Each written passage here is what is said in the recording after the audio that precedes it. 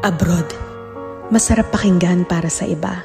Sabi nila, kapag nasa abroad ka, masaya at maginhawa. Pero ang totoo niyan, kaakibat nito ang lungkot at pangungulila. May mga panahong gugustuhin mo na lang sumuko, pero nangingibabaw ang tanong na, bakit ka nga ba nandito? Oo, may mga maswerteng nakakaangat sa buhay. Pero aminin nating hindi lahat pinapalad na magkaroon ng magandang buhay. Basta tandaan mo, lahat nagsisimula sa pinakababa bago ka makarating sa itaas. Kapalit ng bawat paghihirap ay ang buhay na pinapangarap. Walang imposible sa taong may tiyaga. Magugulat ka na lang na palitan na ang mga salitang pagod na ako ng buti na lang hindi ako sumuko.